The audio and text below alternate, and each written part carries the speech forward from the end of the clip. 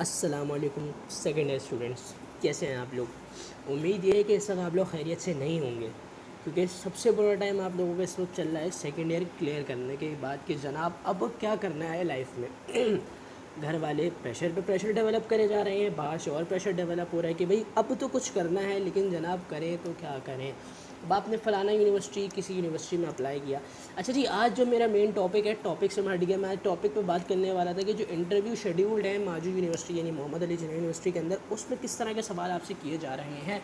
अच्छा जी, उसके लिए बड़ा इंपॉर्टेंट है कि इस बात का एलिजिबल होना कि अब क्या मैं सही बन रहा हूँ आपको ये बात बताने के लिए कि इंटरव्यूज़ जो चल रहे हैं माजू के अंदर स्टूडेंट्स की एंट्री टेस्ट के हवाले से या उनकी एकेडमिक्स एडमिशन के हवाले से क्या है। तो जी, इसके लिए बड़ा इम्पोर्टेंट और मेरे पास सॉलिड रीज़न ये है कि जनाब एक तो हम लोग यूनिवर्सिटी लाइफ से गुजर चुके हैं, सेवरल इंटरव्यूज़ हम दे चुके हैं, जॉब इंटरव्यूज़ हम दे चुके हैं, बहुत सारे इंटरव्यूज़ हम लोग ले चुके हैं। उसके अलावा जी बहुत सारे ऐसे हमारे स्टूडेंट हैं जो डिफरेंट यूनिवर्सिटीज़ के अंदर अप्लाई करते हैं। After second year they came to us in they asked that sir किस तरह हम यहाँ पे अप्लाई करें, किस तरह हम इधर अप्लाई करें। And after that they got the admission there and फिर वो आके हमें बता दें कि सर हमसे ये सवाल किया। तो जी आज मैंने देखा कि इसके ऊपर एक ब्रीफ बात करते हैं। तो जी इसको स्टार्ट करने से पहले एक थोड़ा माजू का हवाला ले लेते कि जो माजू यूनिवर्सिटी के अंदर BScs है, बायो इन्फॉर्मेटिक्स पढ़ाते हैं, bio science, mathematics in faculty of computing यानी कंप्यूटिंग फैकल्टी के अंदर आपके पास ये फील्ड है।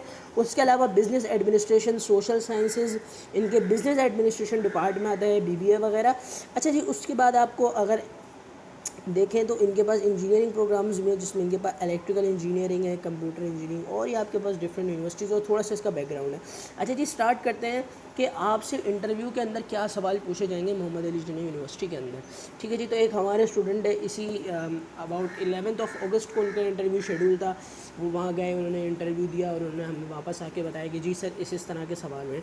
तो जी आपसे स्टार्ट करते हैं सवालों के साथ। सबसे पहला सवाल मे भी पॉसिबल है कि यहाँ पे प्रायोरिटीज़ अलग हो भी सकता है, ये सवाल आपसे बाद में पूछा जाए, लेकिन ये सवाल पूछा जा सकता है कि जनाब आपका इंट्रोडक्शन क्या है। तो जी आप अपने इंट्रोडक्शन में क्या बताएंगे। आप इंट्रोडक्शन में अपना नाम बताएंगे, sir my name is Hamza Khan, my father name is Ali. इस तरह आप ये उसके बाद जब आप अपना इंट्रोडक्शन कराएं, अपने इंट्रोडक्शन में अपने आप को इंट्रोड्यूस कराएं और जी खुल के अपने आप को इंट्रोड्यूस कराएगा, डरने की कोई ज़रूरत नहीं है। It is just an interview. ठीक है, आप जितने इंटरव्यूज़ देंगे आपका मोरल डेवलप होगा और आपकी पहचान आपके इंटरव्यू से।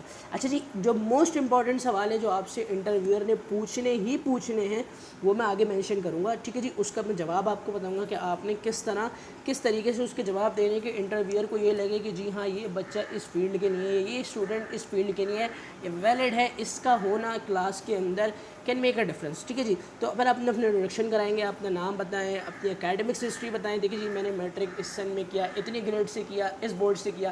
फिर आप अपनी इंटर की हिस्ट्री बताएंगे, जी सर मैंने अपना इंटर इस बोर्ड से किया, इस सन में किया, इस यहाँ से किया। ठीक है जी, तो ये बड़ा इंपॉर्टेंट है कि आप इसको किस तरह सीक्वेंस में आपने बतानी है। ठीक है जी, सबसे पहले आप अपना इंटर क्लियर करें। ठीक है जी, बैकवर्ड चलें आप, चले मर्जी है आपकी, आप पहले इंटर अपना मैट्रिक बता दें, फिर आप अपना इंटर बताएं और आपने यूनिवर्सिटी लाइफ के बारे में आप क्या जानते हैं वो भी उन्हें थोड़ा सा उसमें बता देंगे। जी मैं आगे जाके ये करना चाहता हूँ कि मैं in future I want to become an software engineer और कंप्यूटर इंजीनियर और I want to be something. सही है जी, जो आपकी फील्ड है आपने लेनी है। ठीक है जी, अच्छा उसके बाद एक सवाल आपसे जो पूछा जाएगा वो आपका family background, that is the most important सवाल।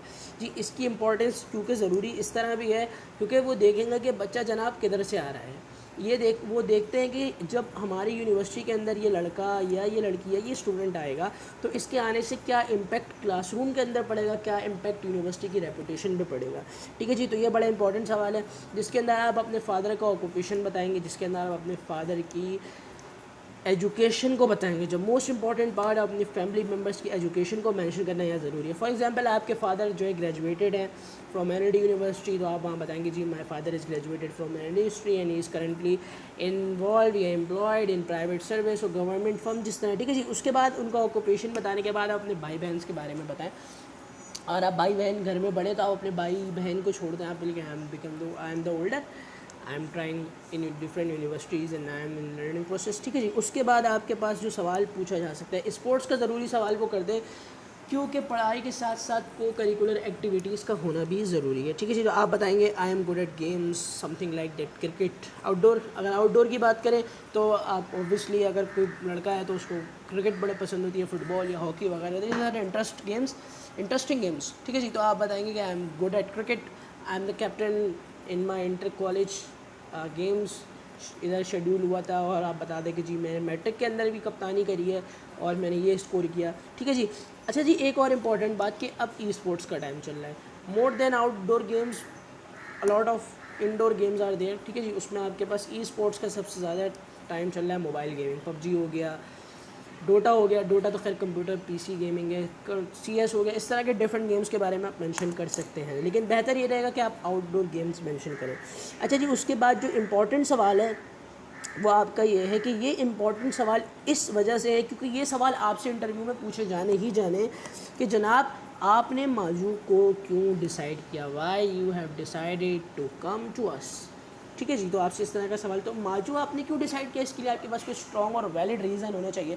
जनाब ये सबसे ज़्यादा इंपॉर्टेंट बात ये है कि सामने वाला आपसे ये सवाल पूछ ही क्यों रहा है कि जी आप माजू ही क्यों आना चाहते हैं। तो जी उसकी वजह मैं आपको बता दूं कि यूनिवर्सिटीज़ लाइक NAD यूनिवर्सिटी हो गई आपके पास, अगर आप इस्लामाबाद में जाएँ तो वहाँ पे ग़ुलाम इसाक़ खान PIES, इस तरह की डिफरेंट टॉप लेवल यूनिवर्सिटीज़ हैं, नस्ट हो गई, लम्स हो गई, इसी तरह आपके पास NAD यूनिवर्सिटी हो गई, इस तरह आपके पास दाऊद यूनिवर्सिटी, इस तरह टॉप की यूनिवर्सिटीज़ हैं। आप माजू को क्यों डिसाइड कर रहे हैं, MAJU is also in one of the very good and top university in Karachi in Pakistan.